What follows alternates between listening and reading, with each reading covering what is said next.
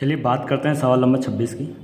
एक दुकानदार एक जोड़ी चश्मे को 25% लाभ पर बेचता है। यदि वह इसे 25% कम में खरीदता तथा 10 रुपये कम में बेचता तो उसे 40% का क्या होता, लाभ होता। एक जोड़ी चश्मे का क्रय मूल्य ज्ञात करो। क्या ऐसे सवाल मैंने आपको नहीं कराए? आपको सवाल नंबर 7, सवाल नंबर 8 आपको सेम इसी तरह के सवाल दिए हुए हैं। आप इस सवाल को करने से पहले आप सवाल नंबर 7, 8 या जितने भी अभी तक वीडियो आई हैं 1 से लेकर 1 से 25 तक के जितने भी सवाल हैं उन सभी सवालों की वीडियो देखिए, जिससे कि आपको इस चैप्टर को क्लियर समझ में आएगा। अब देखिए इसमें बोला क्या गया, एक दुकानदार एक जोड़ी को 25% लाभ पर बेचता है। मतलब जैसे जैसे वो आपसे कह रहा है वैसे वैसे आप करते जाइए। तो मान लिया मैंने सीपी 100 रुपये मान लिया, है ना, 100 रुपये मान लिया। अब उसको किस पे बेच रहा है? 25% लाभ पर। 100 का 25% कितना आएगा? 25, मतलब SP1 कितना आया? आप बताओगे सर 125 रुपये आ गया।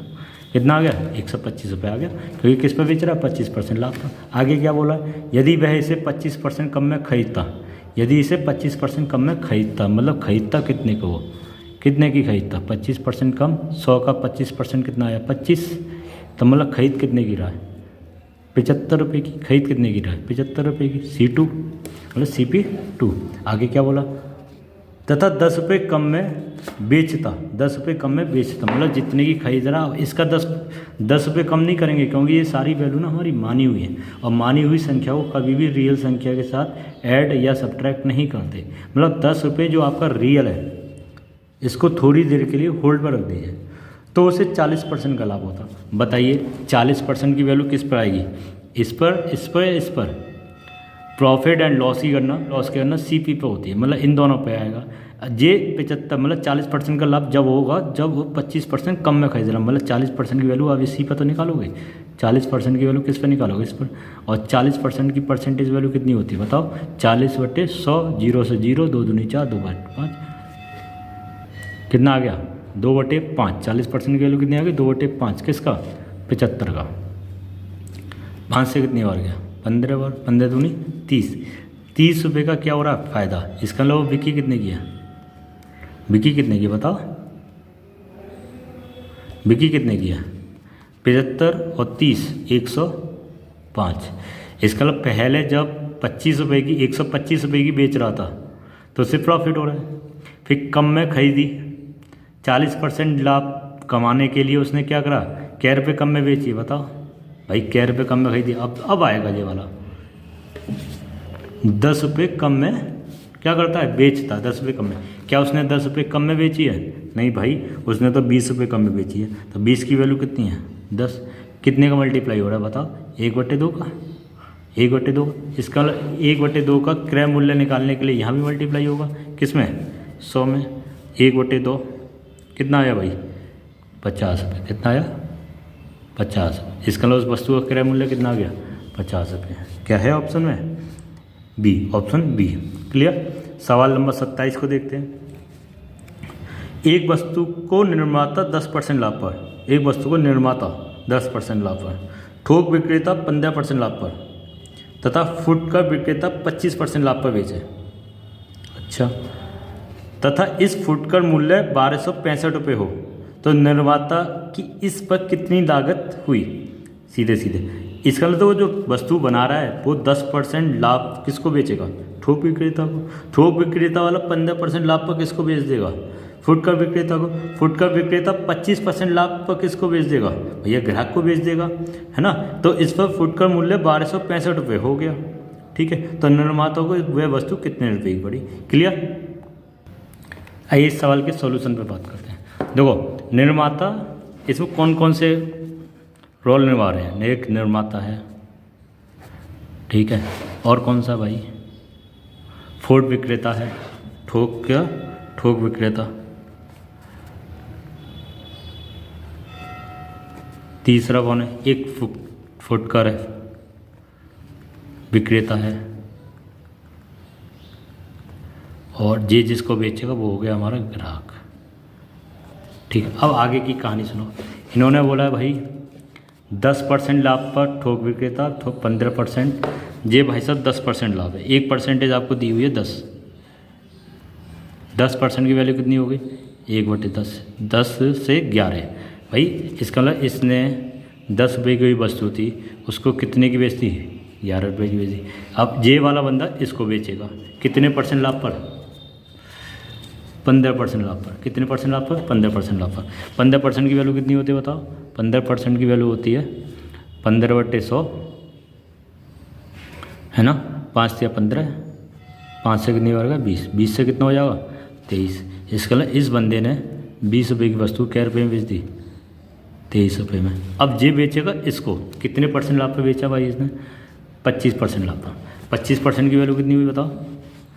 25% बराबर 1/4 इसने इसको बेची, तो मतलब 4 रुपये की वस्तु कितने बेच दी? 5 रुपये। क्लियर? अब आपको ये समझ में आ गया? देखो समझा आप आपको। 10 रुपये की वस्तु 11 में बेची, इसने 20 रुपये की वस्तु 23 रुपये की बेची, इसने 4 रुपये की वस्तु 5 रुपये की बेची। तो मुझे फाइनली इनका क्या चाहिए? रेशो चाहिए। क्या चाहिए? रेशो को चाहिए। रेशो निकालने के लिए फिल इन द ब्लैंक्स आपको समझाया गया है कि भैया ये आपके हो गए फिल इन द ब्लैंक्स, यहाँ भी क्या हो गए? Fill in the blanks. जो भी जगह खाली बची हुई है अब उसको और पड़ोसी वाली संख्या से इसे क्या कर दिए? फिल कर दिए। यहाँ कितना आ जाएगा? 20। अब देखो ये 4 है तो ये कितना आ गया? 4। ये कितना आ गया? 4। और ये कितना आ गया? यहाँ से 11, ये वाला 11 है कहाँ जाएगा? यहाँ। ये 23 यहाँ। क्लियर? इससे हमारा रेशो निकल जाएगा। अगर आपको रेशो बनाने नहीं आते तो रेशो वाले चैप्टर पर जाइए, प्ले लिस्ट में जाकर रेशो एंड प्रोपोर्शनल इसी बुक का दिया हुआ है, आप पहली वीडियो को देख लीजिए जिससे कि आपको रेशो क्लियर हो जाए। अब देखिए भैया आपको दिया हुआ क्या है? दिया हुआ क्या है कि इसका फुट का मूल्य 1265 हो जाता है। मतलब फुट का मूल्य जो ठोक के ये वाला बंदा, ये वाला जब जो इसको बेच रहा है ग्राहक को, तो वो बेचने वाला मूल्य कितना हो जाता है? 1265। मतलब ये वाला मूल्य, ये वाला मूल्य मतलब इतने रुपए की बिकेगी। अब ये अब 11 का 23 में, 23 का 5 में मल्टीप्लाई करूँगा, 23 पंजे कितने हो गए? 23 पंजे 115, और उसमें कितने का मल्टीप्लाई हो रहा है? 11 का। जब आप इसको मल्टीप्लाई करोगे 11 पंजे 55, हासिल लगे 5, 11 कम 11 और 5 6, और 6 हासिल लगा 1, 11 कम 11 और 1 12, कितना आ गया? 1265। और देखो आपको जे भी वैल्यू कितनी दी हुई है? 1265 ही दी हुई है। इसका मतलब 1265 बराबर 1265, 1 यूनिट की वैल्यू कितनी हो गई? 1। इसका मतलब क्या हुआ कि आपसे निर्माता वाला पूछा गया है तो इनका मल्टीपल 20 चौके 80 और 10 800, 1 यूनिट की वैल्यू कितनी आई? 1। तो ये आ गया आपका निर्माता मूल्य 800 रुपये। इसका मतलब जो निर्माता मूल्य 800 रुपये में कोई वस्तु बना रहा है, इसको बेच रहा है 15% लाभ पर इसको या इसकी वैल्यू निकालनी है तो इसे भी सॉल्व कर लीजिए, वही इसका आंसर होगा। और इसकी वैल्यू निकालनी है, इसे सॉल्व कर लीजिए, इसका वही आंसर होगा, क्योंकि 1 यूनिट की वैल्यू 1 आई है। क्लियर? आपको ये वाली वैल्यू पूछी गई थी, आपका आंसर क्लियर हो गया होगा। अगले सवाल पर देखते हैं। अगला सवाल क्या कह रहा है? 28वें नंबर का सवाल। 2 घड़ियों का कुल क्रय मूल्य 840 रुपये है। इसमें से एक घड़ी को 16% लाभ पर तथा दूसरी घड़ी को 12% हानि पर बेच देता है। इस विक्रेता को ना तो लाभ हुआ और ना ही हानि हुई। इस विक्रेता को ना तो लाभ हुआ ना ही हानि हुई। जिस घड़ी पर विक्रेता को लाभ हुआ है उसका क्रय मूल्य बताओ। ये सवाल कर लोगे आप? एलिगेशन पढ़ा हुआ आपने? एलिगेशन देखो, 2 घड़ियों का क्रय मूल्य कुल दिया हुआ, 2 घड़ियों का क्रय मूल्य कुल कितना हुआ? दिया हुआ है। टोटल सीपी कितना हो गया? कितना दिया? 840 रुपये। इनको बेच रहा है एक घड़ी को 16% लाभ पर। P1 कितना है? 16% प्रॉफिट प्लस P2 कितना? P2 लॉस हो रहा है, हाँ 25% लॉस नहीं हो रहा, प्रॉफिट ही हो रहा दूसरा भी। तो P2 कितना हो गया? 25% प्लस। ठीक है भाई, 15%। ये आपका कहाँ आ गया सवाल? 16% और दूसरा 12% हानि है भाई। दूसरा मैंने गलत पढ़ लिया, 12% हानि, 12% हानि मतलब ये वाली वैल्यू आपको 12% दी हुई है, 12% हानि। और ये लॉस की परसेंटेज है, लॉस की। थोड़ा मेरे से मिस्टेक हो गई पढ़ने में, एक प्रॉफिट की है और एक लॉस की है, 12% की हानि। और जब हानि है तो ये क्या हो जाएगा? माइनस। क्या हो जाएगा? माइनस। आगे देखो, इस विक्रेता को ना तो लाभ होता है ना ही हानि। मतलब पूरे सौदे पर उसे ना तो लाभ हुआ ना ही हानि, मतलब यहाँ क्या आएगा? 0। क्या लगा दिया भाई? एलिगेशन लगा दिया। एलिगेशन बोलते हैं इन दोनों डिफरेंस। 16 में से 0 गए, 16। अब इन दोनों का डिफरेंस कितना आएगा? 12 माइनस 0 तो माइनस के 12। डिफरेंस ना हमेशा पॉजिटिव संख्या में से छोटी संख्या घटाई जाती है। अब इन दोनों में से डिफरेंस हमेशा बड़ी संख्या में से छोटी संख्या घटाई जाती है, हमेशा बड़ी संख्या में छोटी संख्या। अब मुझे एक बताओ, इन दोनों में बड़ी संख्या कौन सी है? माइनस के 12 या 0? तो आपको कैसा 0 बड़ी है, तो 0 में से मुझे क्या घटाना है?